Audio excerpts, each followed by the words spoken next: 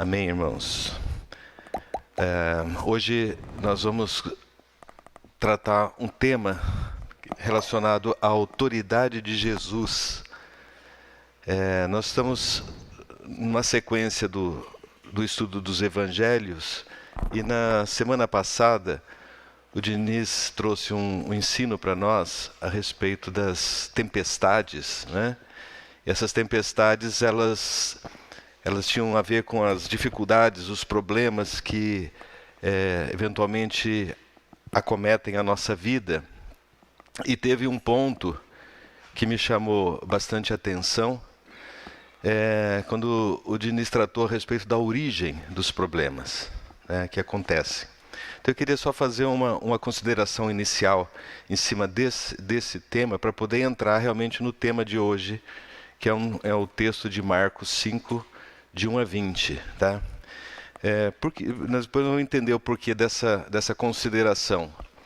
Bom, primeiro, irmãos, com relação à origem dos problemas, nós vimos lá que a origem dos problemas podem ser nós mesmos, a origem pode ser Deus tratando alguma questão, e a origem dos problemas pode vir do inimigo ou dos pecados relacionados ao nosso inimigo. Então, nessa questão, a gente precisa ter bem esclarecido no nosso coração, para que a gente possa ter uma vida, irmãos, que a gente consiga identificar as questões relacionadas às origens dos problemas que acontecem na nossa vida, a maioria deles. Então, o texto que eu queria só repassar rapidamente com vocês é um texto de Tiago, que ele diz assim, Tiago 1, capítulo 1, versículo 2, irmãos, tende por motivos de toda alegria o passardes por várias provações. Isso aqui é Tiago dizendo. Só para a gente lembrar, irmãos, que essa palavra provação, no original grego, ela é o peirasmos, e ele tanto é usado como teste, como provação, como tentação. Não existe diferenciação no grego.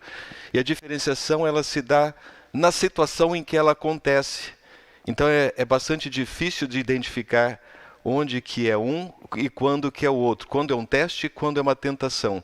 Por isso nós precisamos ter o espírito exercitado para conseguir entender, né? Então, ter motivo de alegria por passar por várias provações, sabendo que a provação da vossa fé, uma vez confirmada, produz perseverança. Agora aqui, a provação não é a mesma palavra. Aqui a provação é um teste. Então nós vemos, irmãos, que no que diz respeito às provações, nós precisamos passar por elas para sermos aprovados, confirmados, para que a nossa fé ela seja confirmada. Ela produz perseverança, e nós continuamos. Aí ele continua, bem-aventurado o homem que suporta com perseverança a provação, porque depois de ter sido aprovado, aí de novo ele vem falar da provação como um teste, e vem falar sobre a aprovação. Receberá a coroa da vida a qual o Senhor prometeu aos que os amam. Então, quando é uma provação para a aprovação, de quem que vem? Do Senhor. Isso é claro, né, irmãos? Tá. Aí depois ele diz, ninguém ao ser tentado, aí ele já vai mudar o tema da coisa. A ninguém ao ser tentado, sou tentado por Deus. Porque Deus não pode ser tentado pelo mal. Então aqui a palavra está relacionada à tentação e não à provação. Então quando você está sendo tentado, não diga, Deus está me tentando. Porque Deus não pode ser tentado pelo mal, e ele a ninguém tenta. E ele a ninguém mesmo tenta, né? Ao contrário, cada um é tentado pela própria cobiça, quando esta o atrai e seduz. Então a cobiça, depois de haver concebido, dá à luz o pecado, e o pecado, uma vez consumado, gera morte. Então aqui, irmãos, a gente vê as três origens, né? A aprovação que vem de Deus, a tentação que vem do inimigo, e a nossa própria cobiça, a nossa própria responsabilidade a respeito das coisas que acontecem na nossa vida. Então, 1 Coríntios fala, irmãos, que não veio sobre nós nenhuma tentação que não fosse humana, ou seja, a origem dessas dificuldades, das tentações, elas são humanas. Então, nesse texto a gente vê essa questão das três origens, né? Deus, para nos provar, testar para a aprovação, às vezes para disciplinar.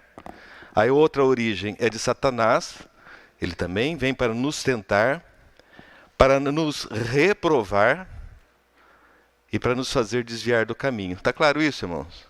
Ok? E de nós mesmos, tá?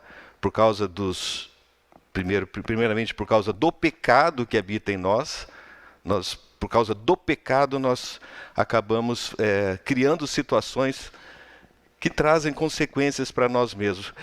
Pelos nossos pecados que nós cometemos conscientemente, né? O pecado é inerente, mas os pecados eles são praticados com a nossa consciência mesmo, né? Também por causa das nossas decisões erradas, né? A gente toma uma decisão, toma uma atitude, e às vezes essa atitude traz uma consequência. A gente fala assim, Deus está me testando, ou Satanás está me provando, está me tentando. E muitas vezes ela é resultado da sua própria decisão, né? Da sua própria, do seu próprio ego. Então, irmãos, por que a gente está trazendo essa palavra complementar aqui, né?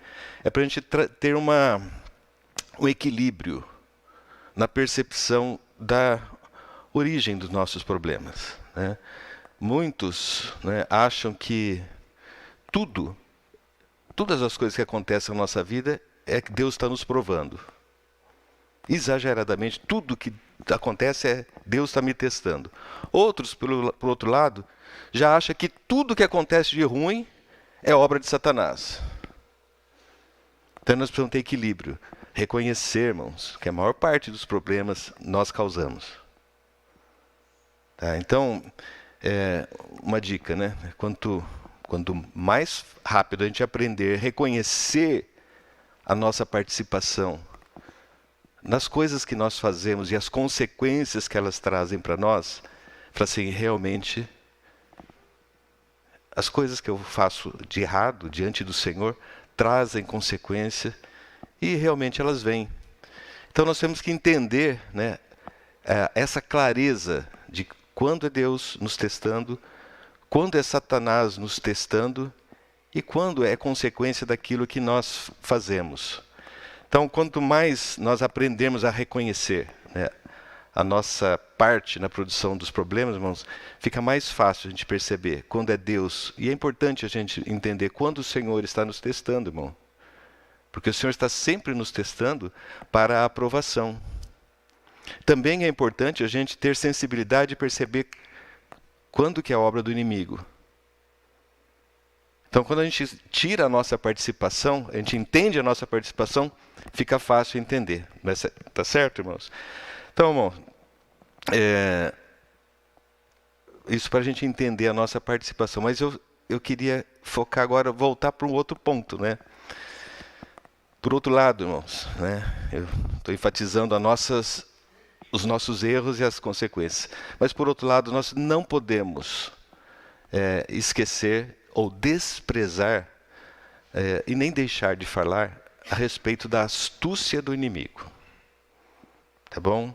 Então eu estou falando isso para a gente não tirar, jogar a responsabilidade de todas as coisas nas costas do inimigo, mas também não ser inocente ou leviano com relação às coisas que acontecem. Então o que nós estamos falando, irmãos, é para nós termos um entendimento espiritual sobre todas as coisas que acontecem na nossa vida, ao nosso redor. Diariamente nós estamos diante de situações que nós precisamos ter discernimento. O homem espiritual é aquele que discerne todas as coisas. Ele olha para as situações e consegue identificar a origem daquela dificuldade, a origem daquela situação. E quando nós conhecemos a origem, nós sabemos como tratar. nós sabemos como nos comportar, nós sabemos qual o procedimento que nós temos que tomar. Senão a gente fica travado. E agora, o que acontece? Por que está acontecendo? E a maioria das vezes que você vê são pessoas congeladas porque não sabem o que fazer diante das situações. Nós temos que prosseguir, irmãos. Então, irmãos, não podemos também deixar de falar essa questão da sutileza e astúcia do inimigo, tá, irmãos? Ele é sutil. Ele é ardiloso. Ele é um aproveitador. E ele manipula as fraquezas humanas, ok? Então, nós precisamos perceber, irmãos, que nós causamos muitas coisas, mas o inimigo, muitas vezes, usa da nossa fraqueza para nos levar mais profundo. Ele está sempre, de alguma maneira, jogando pedras no nosso caminho para tropeçar. Ele está sempre jogando cascas de banana para a gente escorregar, não é verdade, irmão? Ele está sempre por trás das coisas. Então, por isso, irmão, uma palavra para que a gente tenha clareza e discernimento nas situações que estão à nossa volta. Isso vai nos ajudar muito, irmãos, né? Saber identificar a ação do inimigo, quer seja nos tentando, quer sendo usando da nossa própria fraqueza e jogando cascas de banana para a gente escorregar. Porque nós precisamos lembrar, irmãos, que nós estamos debaixo do governo do nosso Senhor. E é importante ter discernimento para que a gente possa nos conduzir adequadamente e nos posicionar adequadamente diante de cada situação. Porque nós vamos ver, irmãos, que o Senhor nos deu autoridade. E muitas vezes nós, por desconhecer as situações, nós não usamos a autoridade que nos foi dada. Muitas vezes nós nos subjugamos à influência do inimigo, ou à influência do mundo simplesmente, não nem exatamente diretamente de Satanás, mas o mundo satânico, e nós somos subjugados por todas essas situações. Então o que nós estamos falando hoje, irmãos, é de autoridade. Né? E a autoridade ela só acontece quando nós estamos posicionados, quando nós sabemos exatamente quem nós somos e o que nós estamos fazendo aqui. E não somos vítimas da situação, ou vítimas do pecado, ou vítimas do mundo sobre nós. E é dentro dessa perspectiva que nós queremos conversar hoje, irmãos. Né? Uma coisa é nós identificarmos a ação do inimigo nas nossas vidas, que cremos no Senhor. Porque nós cremos, irmãos, nós podemos identificar as coisas que não são de Deus. Percebe, irmãos? Nós somos do Senhor. Nós somos do Senhor. Então, quando essas situações que não são do Senhor, elas aparecem na nossa vida, o nosso espírito, ele vai testificar, nos aprovando ou nos reprovando. Não é assim? Essa é a experiência dos irmãos? E nós precisamos ter essa sensibilidade. Então, nós que somos cristãos, nós que somos crentes, nós que temos Jesus Cristo, o Espírito Santo dentro de nós já temos uma ferramenta para identificar. Mas também nós temos que ter a sensibilidade, irmãos, de identificar as situações ou pessoas que não estão debaixo do governo de Deus. Uma coisa é a nossa vida, outra coisa é outras pessoas que você não sabe a origem delas, você não sabe a situação delas. E nós vemos, irmãos, que muitas pessoas ainda não estão debaixo do governo de Deus, muito pelo contrário. Elas entregam as suas vidas ao governo maligno e são governados por ele. E nós precisamos ter olhos espirituais para conseguir perceber todas essas situações. Então, É dentro dessa história, desse contexto, irmãos, que a gente vai conversar hoje. Essa semana eu estava ouvindo uma conversa de uma pessoa, uma colega, falando de uma experiência que ela teve. Estava contando para uma amiga, na verdade eu estava ouvindo essa conversa. Ela entrou no mercado, estava indo no mercado e teve alguma situação, eu não entendi exatamente qual é a situação, com alguém no estacionamento, uma moça no estacionamento. Não sei, com um carro, se ela fechou, se ela trancou, alguma coisa deu ruim lá no estacionamento. E ela veio para dentro do estacionamento e essa moça, que ficou ofendida, veio atrás. E veio gritando com ela, veio esbravejando. Daí ela falou assim, mas moça, eu já pedi desculpa para você. Né? Foi alguma coisa sem muita importância. E a pessoa continuou esbravejando. E foi crescendo a voz. Parecia que queria bater nessa minha conhecida aí. E ela falou assim, irmã, moça, você está fora de si. Para, eu já pedi desculpas. E a pessoa continuou brajando e foi entrando no mercado. Ele falou, para. Falou, olha, chega. Falou, olha, Deus te abençoe, vai embora, segue seu caminho, eu já pedi perdão. Aí a resposta da pessoa, eu sou falou o nome de uma entidade, e não tenho nada a ver com Deus.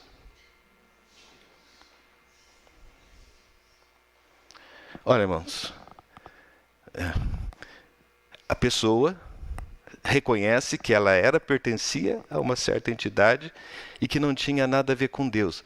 Pessoas governadas, entregues a um governo maligno. Situações extremas, irmãos, que nós precisamos reconhecer. Talvez a gente pudesse dizer, não, essa pessoa está fora de si, ela é desequilibrada, tem um problema mental. Pode acontecer isso sim também. Mas tem situações que elas ultrapassam a questão física, biológica, psicológica, para entrar em questões mais profundas. Nós não conseguimos saber. Por isso precisamos ter a sensibilidade de nós estarmos sempre, irmãos, guardados pelo sangue do Senhor. Sempre debaixo da autoridade do Senhor. Debaixo desse governo. Só Ele pode nos cuidar. Então é dentro desse contexto, irmãos, que nós vamos falar hoje sobre essa passagem que é de Marcos 5. Marcos 5, de 1 a 20. Marcos 5, de 1 a 20. Mateus 8, de 28 a 34. E Lucas 8, de 26 a 39. Se os irmãos quiserem depois ler, são essas três passagens vão contar a mesma história da cura de um endemoniado gerazeno ou gadareno. Algumas traduções dizem gerazeno, outros dizem gadareno. Era um tema meio difícil de abordar, porque a gente não gosta de falar de coisas negativas, não é verdade, irmãos? A gente gosta de falar de alegria, de bênção, mas nós precisamos ter sabedoria e precisamos ter maturidade espiritual para a gente olhar as coisas e identificar, tá, irmãos? Então, essa história da cura do endemoniado gerazeno, né? O resumo da história é muito simples. Jesus atravessa o Mar da Galileia. A mensagem passada, o Diniz contou essa história de Jesus atravessando o Mar da Galileia. Ele atravessa esse lago durante toda a noite, debaixo de tempestade.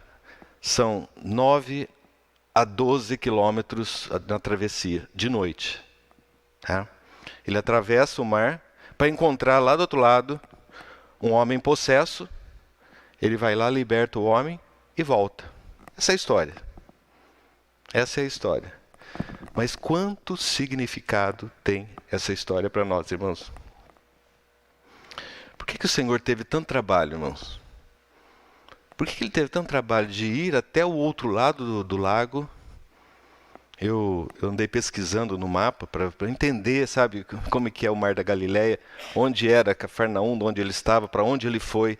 A travessia na diagonal, assim, entrei para ver a paisagem, está vendo lá do outro lado das colinas de Golã. Você consegue enxergar, mesmo de Cafarnaum, você consegue enxergar as colinas, então devia ter alguma luz, né, naquela época que orientasse para que lado eles deveriam ir.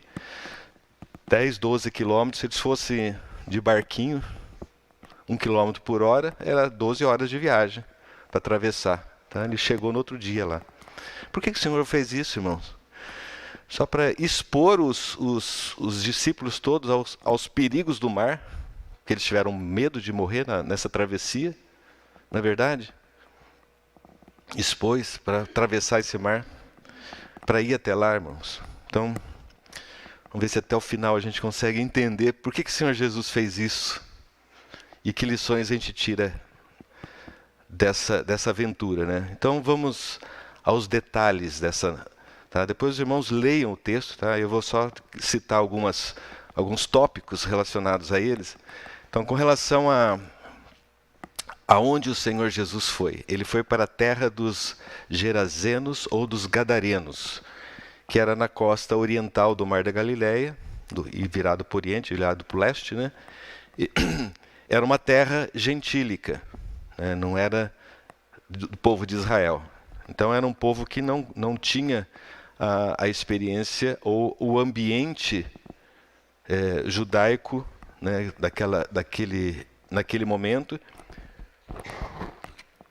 e também estava fora da ação de governo de Jesus. Ele se deslocou até essa região, porque a palavra diz que era uma terra fronteira da Galileia. Então estava já saindo dos domínios da Galileia, da esfera do governo de Deus, né? A Bíblia diz em Mateus que eram 2 homens possessos, mas Marcos e Lucas diz que é um homem, ok? Que eram 2 endemoniados. Marcos diz que era um homem possuído de espírito imundo, e Lucas fala que é homem possesso de demônio. Dá na mesma. Se é um, se era 2, se era possuído de espírito imundo ou de muitos demônios, é para a gente entender que não era uma coisa boa. Tá certo? Ele, então, era uma pessoa possuída. Então, hoje, irmãos, nós não vamos falar de possessão demoníaca, tá bom? Fiquem tranquilos. Que é a sua manifestação visível. Né? A possessão, onde a manifestação é quando você realmente percebe que a pessoa está endemoniada. Talvez aquela moça lá, na atitude dela, a gente fala, essa pessoa está possuída, né? Porque não é possível. Então, às vezes, acontece dessas situações se manifestarem. Mas não é sobre isso que nós vamos falar. Né? Nós vamos falar de uma variante, né? Que talvez seja tão letal quanto a possessão, né? Que é uma vida sob o domínio invisível do mal. E aí, irmãos, é muito mais difícil da gente identificar. Uma pessoa estribuchando, uma pessoa possuída ou tendo manifestações demoníacas, é mais fácil de você identificar e a gente foge delas. Ou vai socorrer a pessoa, não sabemos, né? Mas e as pessoas que vivem sob o domínio invisível do mal? E nós não sabemos, não reconhecemos. Como é que eram as características dessa pessoa? Tá? Depois os irmãos leiam o texto, tá? Tinha algumas características que a Bíblia ela descreve para nós, para o nosso auxílio e para a nossa ajuda. Primeiro, falava que essa pessoa, esse endemoniado, que não fala o nome, ele não tinha casa. Ele vivia nos sepulcros. É interessante, cada palavra na Bíblia, cada expressão, irmãos, ela tem um sentido, tem um significado. É para o nosso ensino que foi escrito. Não ter casa, irmão, é não ter uma morada, não ter uma base. Hebreus fala que Cristo, porém, como filho em sua casa, a qual casa somos nós. Quando nós falamos da vida de Deus, irmãos, nós rapidamente associamos a uma casa. Nós somos casa de Deus, somos família de Deus.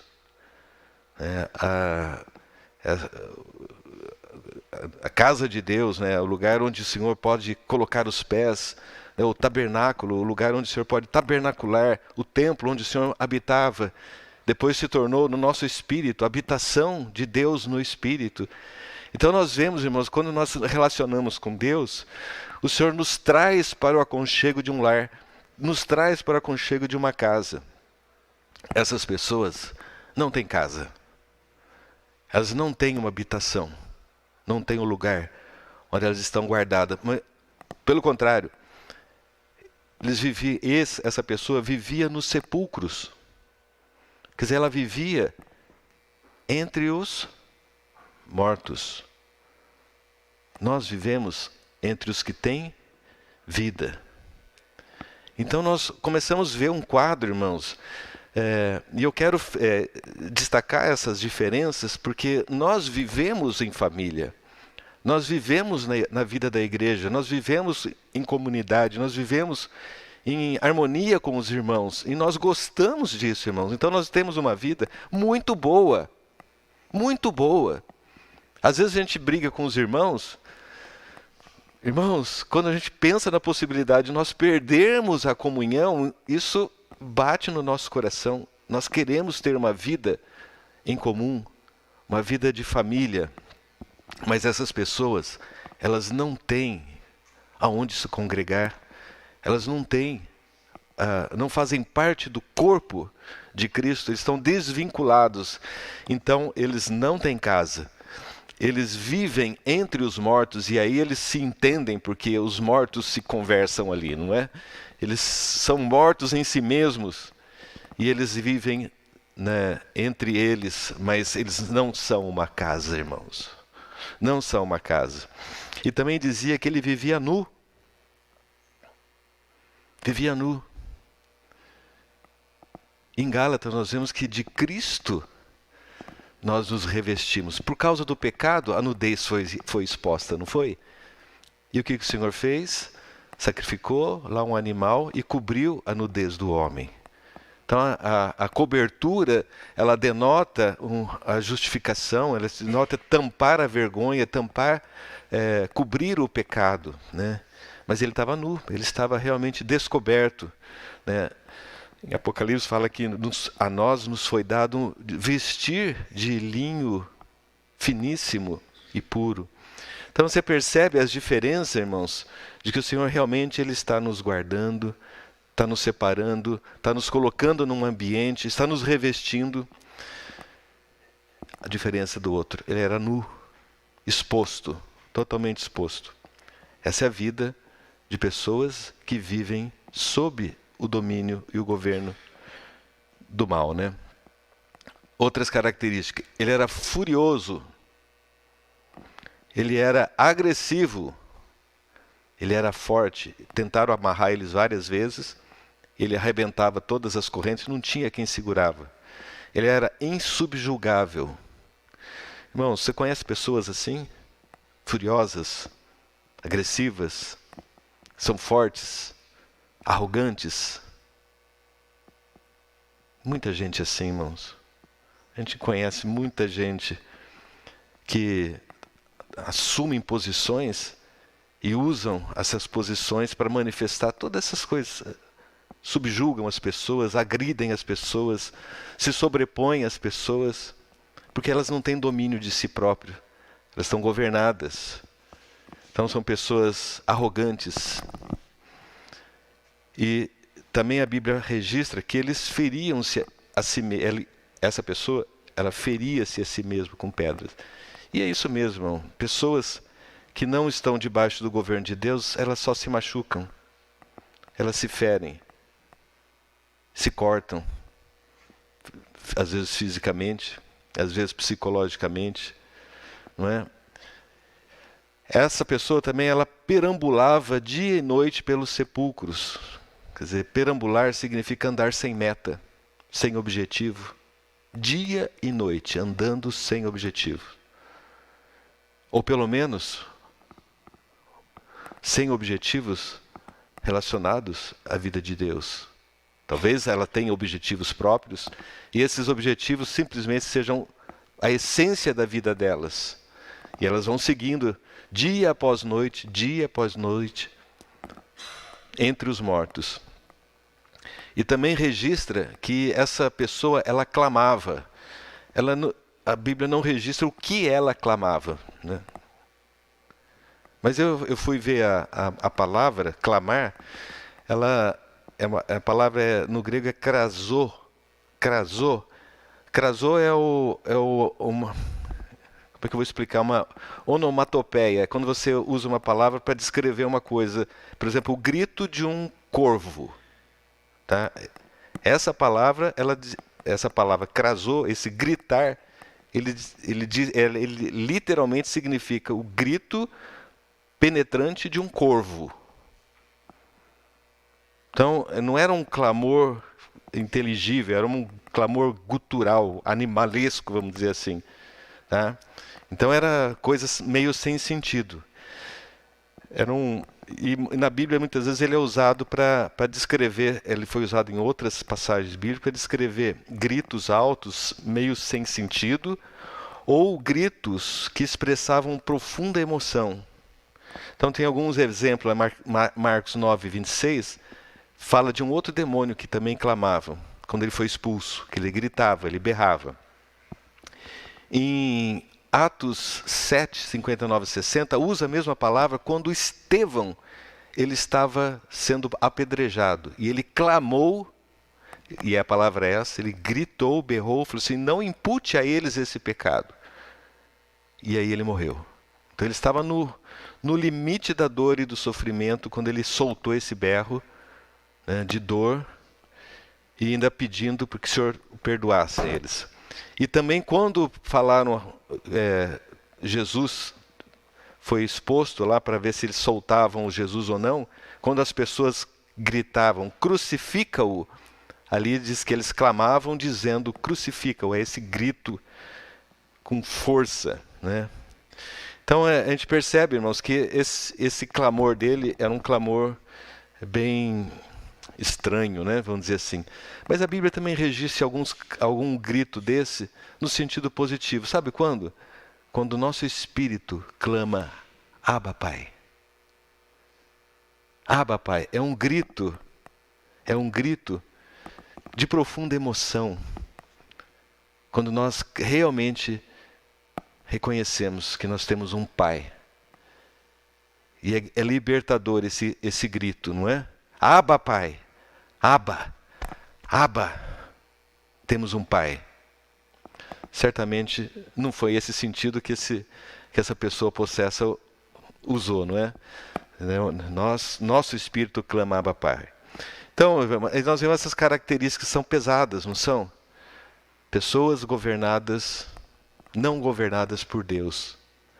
Levadas pelos seus próprios pensamentos, pela sua própria vontade, pelo seu próprio ego, e sempre tendo o inimigo de Deus por trás, fortalecendo esses sentimentos, esse posicionamento. Então, irmãos, esse é o mundo. Essa é a figura do mundo.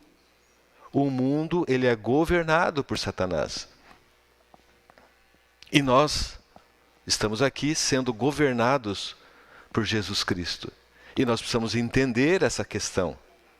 Nós estamos debaixo do governo de Deus. E nós precisamos enxergar isso para ter um posicionamento adequado. E aí, irmãos, o que acontece quando essa pessoa viu Jesus? Tá? Então Jesus atravessou o mar e chegou lá, e essa pessoa endemoniada viu.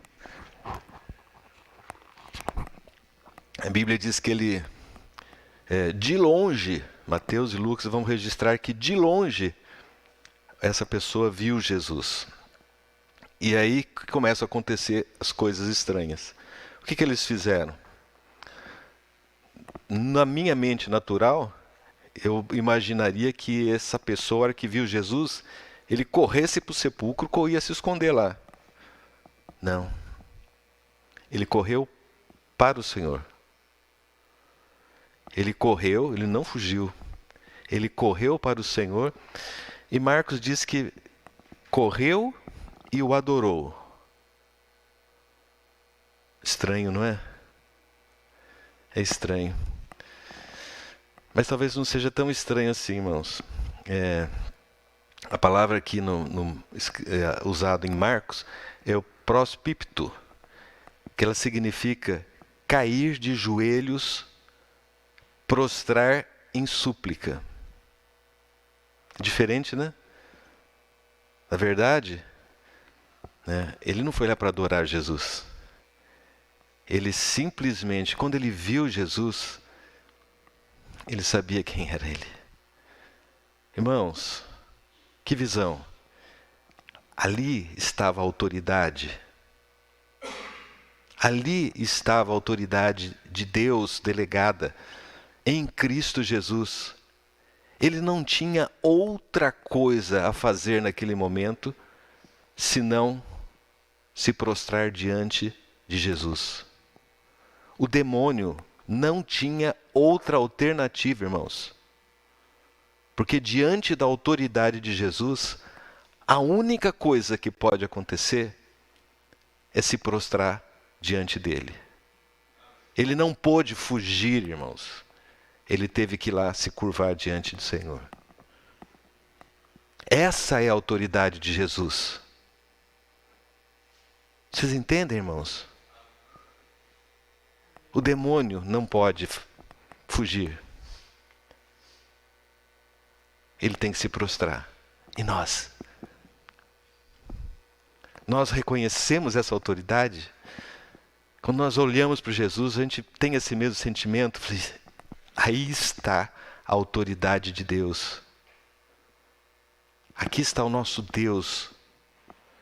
A única situação, a única coisa que compete a nós, irmãos, é nos curvarmos diante do Senhor. Lucas, ele descreve que ele correu e prostrou-se diante dele. Lá em Lucas usa uma outra palavra que é proskunel, que é ajoelhar-se em reverência. Então não tinha mais o que fazer, irmãos. Ele tinha que correr diante do Senhor. A hora que o rei chega, o súdito se prostra. Mesmo sendo um demônio, todo joelho se dobrará. E aí, irmãos, ele se curva, mas ele não está ali para adorar o Senhor. Ele está ali porque ele está sujeito à autoridade de Deus. E aí eles começam a gritar, né? A palavra lá é o grasnar, né? Dar aqueles berros. Se eles já gritavam lá nos sepulcros, agora ele gritava, a Bíblia registra isso, que eles gritavam em mais alta voz ainda. E o que eles gritavam para Jesus? Que tenho eu contigo, Jesus, Filho do Deus Altíssimo? Ele falou, cara, eu não tenho nada com você. Aí eu lembrei, por isso que eu lembrei da história da moça lá. Eu não tenho nada com ele. O que eu tenho com você, Jesus? Filho do Deus Altíssimo. E olha, irmãos, o que o cara registra? Jesus, Filho do Deus Altíssimo. Ele sabia que aquele homem era o Deus encarnado. E ele se dobra diante de Jesus Cristo, o Deus encarnado, Filho do Deus Altíssimo. Ele tinha alguma dúvida com relação a isso? Não, irmãos. Não. E nós vemos várias outras situações onde o Senhor estava passando e tinha alguma pessoa possessa. Vários registros dos demônios clamando que era o Filho do Deus Altíssimo. O Senhor falava, fica quieto. Mandava calar. Porque os demônios reconhecem Jesus como Filho de Deus Altíssimo, mas eles não têm salvação. Mas nós, quando reconhecemos Jesus como Filho do Deus Altíssimo, para nós recebemos salvação. Então vocês entendem, irmãos, o ódio que eles têm de nós? Porque eles não podem ser salvos. Mas eles precisam se curvar debaixo da autoridade do Senhor. Eles sabiam quem era Jesus, sabiam quem era aquele homem, que ele era filho do Deus Altíssimo, irmãos. Irmãos, quando nós estamos ali em Lucas 8, falando a respeito dessa situação, a gente vira a página em Lucas 10, a gente vê, né, que todas as situações que os discípulos estavam passando, inclusive a travessia do barco, né, o medo que eles passaram, tudo aí sim, foram testes, que o Senhor fala assim, homens de pequena fé, né, para eles aprenderem a exercitar a fé, a confiar no Senhor, né, e aprender a viver na dependência do Senhor. Então todas as histórias para trás ali são, juntamente com o Senhor, foram ensinamentos de vida na experiência real, prática da vida deles, para conhecer e ser exercitados na fé. Aí no capítulo 10, irmão, a gente vê já o Senhor já preparando esses discípulos, e aí ele designa 70 e enviou esses 70 para pregar o Evangelho. Então aí você vê, irmãos, o Senhor nos preparando para alguma coisa, o Senhor nos treinando, né, as situações que o Senhor permite que a gente passe para a nossa aprovação, é para o nosso amadurecimento, para que nós possamos ser enviados.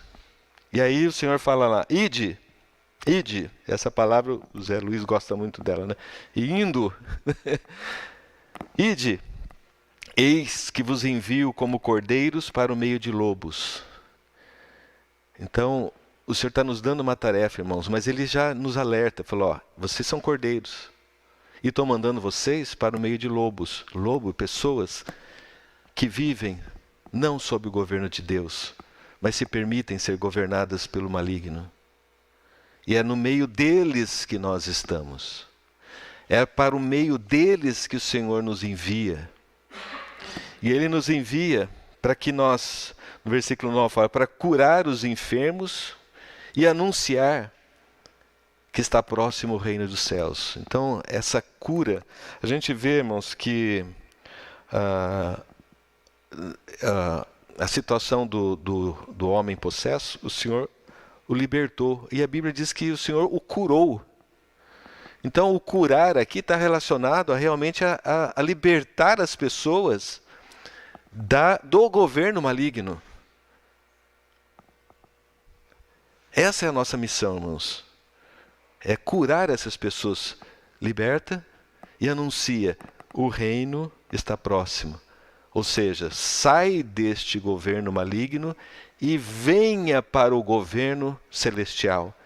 Essa é a nossa missão. Esse é o mandamento do Senhor. Que a gente vá para pregar esse evangelho, para libertar as pessoas e trazer para esse reino, que é o reino do Senhor. E ele continua dizendo assim, quem vos der ouvido, porque aí a incumbência passou para nós. Ele falou, quem der ouvido para vocês, eles ouvem a mim. E quem rejeitar a você, rejeitam a mim. Quem, porém, me rejeita, rejeita aquele que me enviou. Então, o Senhor transferiu para nós, irmãos, essa responsabilidade. E não só transferiu para nós a responsabilidade, como também Ele transferiu para nós a autoridade. E aí nós vemos assim, 17. Então regressaram os 70, possuídos de alegria, dizendo, Senhor, os próprios demônios se nos submetem ao teu nome. Então eles viram que a autoridade foi dada, né? Mas, e aí Jesus disse, eu via Satanás caindo do céu como um relâmpago. Então cada vez que a gente leva o evangelho, leva a palavra, leva a libertação, a cura dessa influência do governo maligno e traz para o governo do Senhor, Satanás vai sendo derrotado. Vai sendo derrotado. Então Jesus fala assim, eu via Satanás caindo do céu como relâmpago. Eis aí, vos dei autoridade para pisar de serpentes e escorpiões e sobre todo o poder do inimigo. Então essas serpentes e escorpiões são essas pessoas malignas, que são serpentes no nosso meio, são pessoas víboras que a gente fala, né? E o Senhor nos deu autoridade para pisar nelas, tá? E sobre todo o poder do inimigo. Irmãos, a Bíblia está registrando isso. Cremos? Nós cremos nisso? Tomamos posse disso, irmãos? Amém? Nós tomamos posse, irmãos. Aí o Senhor continua assim: naquela hora exultou Jesus no Espírito Santo e exclamou. Esse exultor, irmão, é uma alegria muito grande. Quando ele viu os discípulos funcionando, né, e levando o Evangelho para eles, o Senhor ficou muito feliz. Ele exultou no Espírito e falou: graças te dou, ó Pai, Senhor do céu e da terra, porque ocultaste essas coisas aos sábios e instruídos e a revelaste aos pequeninos. Sim, ó Pai, porque assim foi do seu agrado. O Senhor revelou para nós, irmãos, os pequeninos. Pequeninos, quem somos nós? Mas o Senhor quis assim, foi do agrado de Deus revelar essas coisas para nós, irmãos. É um privilégio, não é? O Senhor escolheu a nós. Não temos instrução, não estamos nas altas esferas de governo, de influência, mas o Senhor nos deu essa oportunidade. E voltando para os seus discípulos, disse-lhe particularmente: bem-aventurados os olhos que veem as coisas que vocês veem. Pois eu vos afirmo que muitos profetas e reis quiseram ver o que vocês veem e não viram, e ouvir o que vocês ouvem e não ouviram. Então o Senhor nos deu, irmão, esse privilégio de ouvir essas palavras, de ver as coisas que o Senhor está nos revelando. E nos passou autoridade para pisar na cabeça da serpente, irmãos. Filipenses fala que foi dado ao Senhor um nome acima de todo nome, para que ao nome de Jesus se dobre todo o joelho. Amém, irmãos? Essa autoridade foi passada a nós. E aí, a gente vê o resultado disso lá na historinha lá do homem possesso. O que aconteceu? Os demônios começaram a clamar: vieste aqui nos afligir, atormentar-nos antes do tempo? Essa frase também é interessante, né? Eles sabem que o tempo deles está contado. Ele falou, tipo assim, falou: eu sei que o que está me esperando lá é tormento. Afligir aí, irmãos, essa palavra aí, atormentar, ela tem esse sentido de aflição, quase que de tortura. Você vem nos afligir antes do tempo, e o tempo aqui é o tempo kairos, é o tempo de Deus, não é o tempo cronos. Então tem um momento que nós não sabemos que vai chegar, em que eles vão ser tratados, né? E aí ele fala assim: eu conjuro-te, quer dizer, ele implora, esses demônios imploram por Deus que não os atormente. E aí Jesus, ele pergunta, né? Qual é o teu nome? Quem é você? E ele responde: Legião.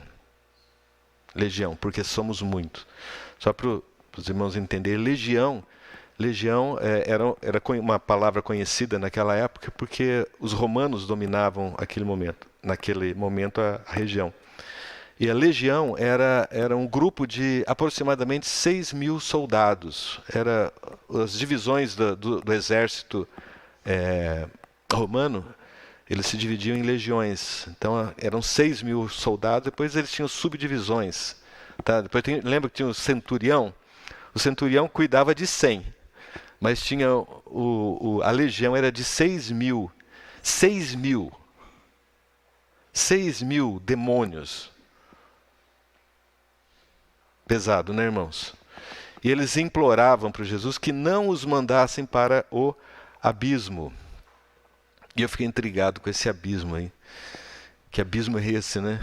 A gente vê aqui muitas vezes a Bíblia ela faz uma relação entre abismo e mar também, né? Tem muitas passagens que faz essa relação. Mas a gente vê mais claramente, irmãos, lá em Apocalipse 1:7, fala que a besta surge do abismo. Tá?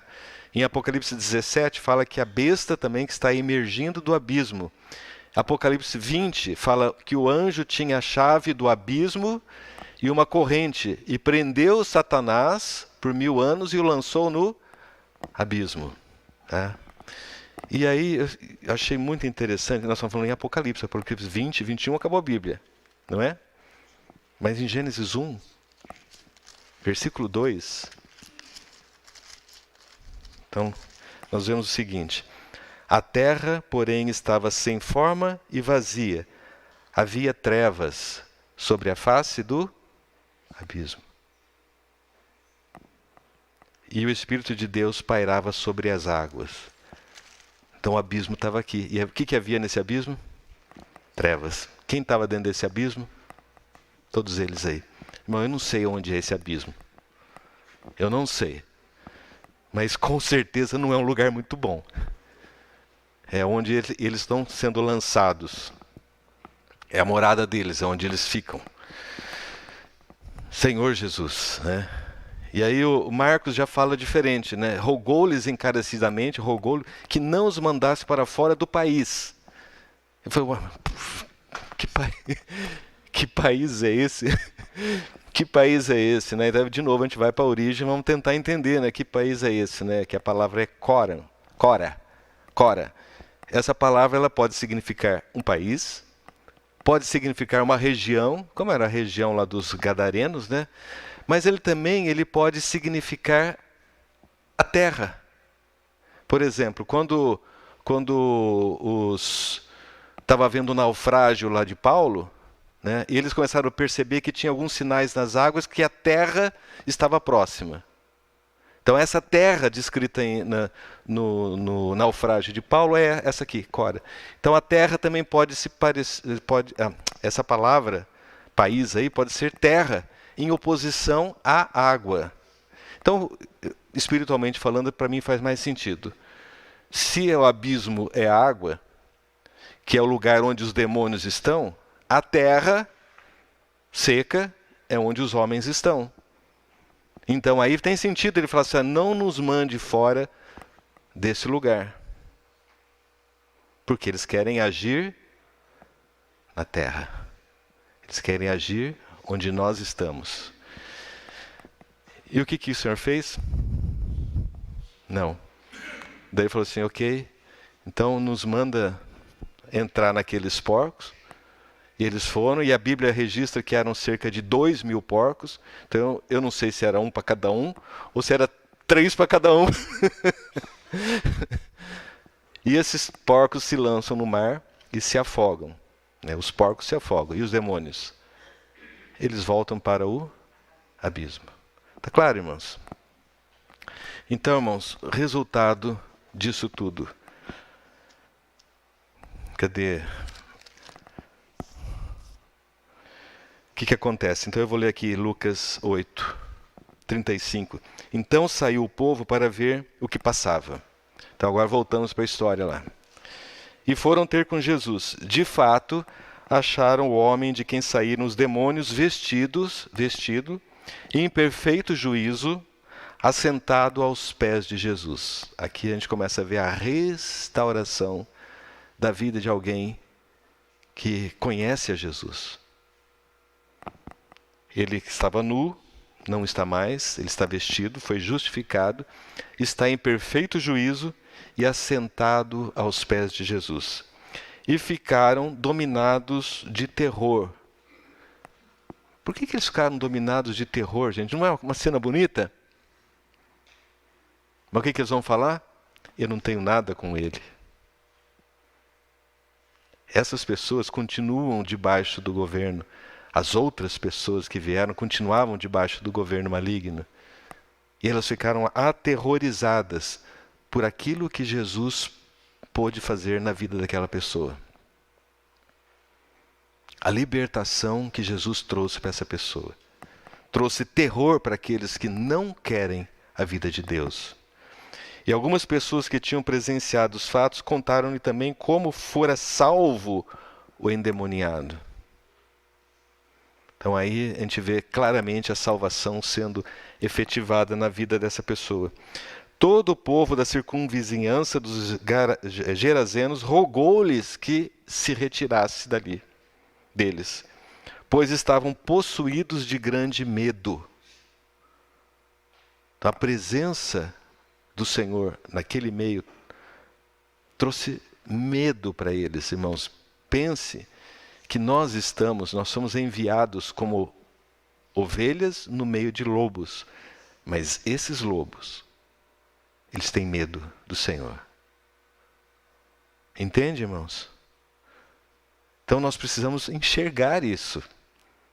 Nós precisamos entender que a autoridade de Deus, a autoridade de Jesus, elas nos autoriza a entrar nessa região para libertar as pessoas. E eles têm medo. Só que o que acontece na vida real? Nós é que temos medo. Nós que ficamos acuados. Por isso, irmãos, a nossa visão ela precisa ser alargada.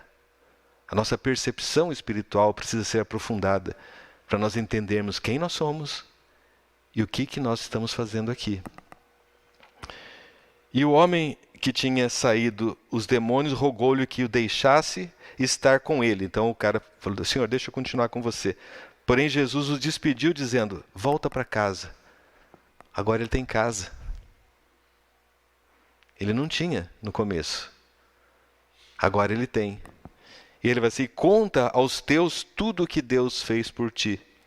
Então ele foi anunciando por toda a cidade todas as coisas que Jesus lhe tinha feito. Percebe, irmãos? Se essa também não é a nossa história, então por que o Senhor ele atravessou aquele mar, expondo aqueles discípulos àqueles perigos? Para alcançar aquela pessoa. Ele foi lá exclusivamente para alcançar aquela pessoa e depois voltou. Ele atravessa o mar, irmão, para nos buscar, para nos resgatar. E aí o Senhor fala assim: e agora, o que eu faço? Agora vai e conta para os seus o que é que Jesus fez por você. Isso não é pregação de evangelho? Ele continuou pregando esse evangelho. Talvez essa pessoa deva ter aberto as portas do evangelho para o Oriente. E a designação do Senhor foi que nós contássemos que o Senhor Jesus fez para nós. Essa é a mais singela pregação do evangelho, irmãos. Contar para as pessoas o que é que Jesus está fazendo na vida de cada um de vocês. Nós vivemos em família, somos guardados pelo amor de Deus, somos guardados pela comunhão com os irmãos, somos guardados pela palavra, somos guardados pelo Espírito Santo, irmãos. Tudo isso são bênçãos de Deus para serem contadas.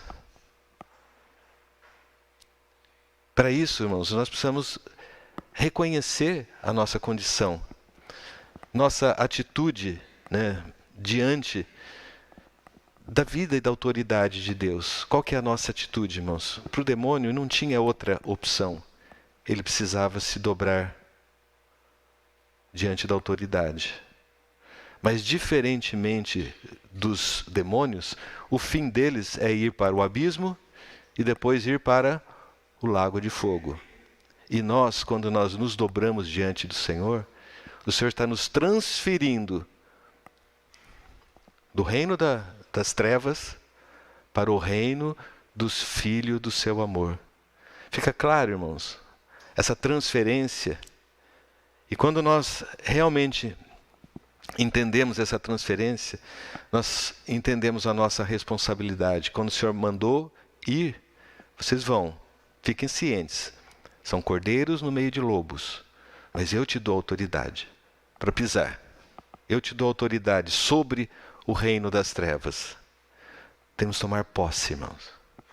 Porque a autoridade não está em nós, a autoridade não é uma capacidade nossa, mas a autoridade é de Jesus. Nós estamos debaixo do governo de Jesus. Nós estamos debaixo do nome de Jesus. Nós estamos em Cristo Jesus. E Ele é a autoridade sobre toda a terra, irmãos. Nós precisamos realmente descansar nessa verdade. Nós realmente precisamos entender a nossa linda posição que nós alcançamos pela graça. Pela graça. Que o Senhor realmente abençoe as nossas vidas, irmãos, e a gente possa entender esse mundo que está aí fora e possamos dar o testemunho devido daquilo que o Senhor Jesus tem feito na vida de cada um de nós. Amém? Amém.